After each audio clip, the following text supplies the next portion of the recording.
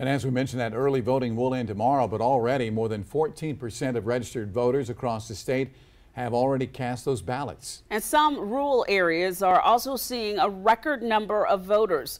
News 19's Nate Stanley has more from Clarendon County. If you don't go vote, you don't need to be fussing about anything. It's a pretty simple idea for Velma Floyd, who came out to vote early in Clarendon County Friday afternoon. She says the ability to get through the process without waiting in a line is what made her and her husband vote early. And it wasn't crowded, wasn't noisy, fussy, in and out. This is something many people in Clarendon County are doing this week. According to Executive Director of Elections Charmaine Anderson, out of Clarendon's 24,000 registered voters, over 16% have cast a ballot, a huge increase from last election. And for our primaries, we were at 4%. We're quadrupled that already, so we're excited that the voters are excited. One of those excited voters is 20-year-old Jordan Blanding, taking Friday to vote in his second election. To him, casting a vote means planning for a better tomorrow. I'm going into education, so a lot of people won't change into the education system. So if we want better for students or for our community, we should get out and vote.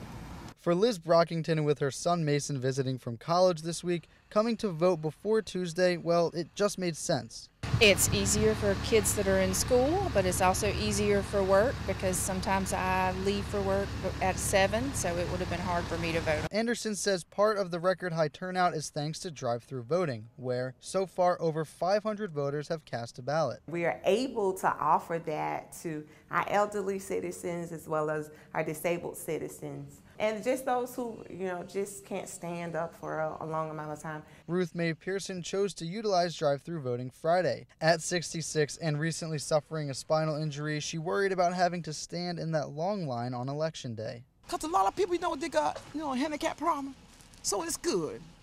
She says it's everyone's job to get out and make their voice heard. Maybe you went out and put your little one vote in, you won't have that president that you're talking about. In Manning, Nate Stanley, News 19, WLTX.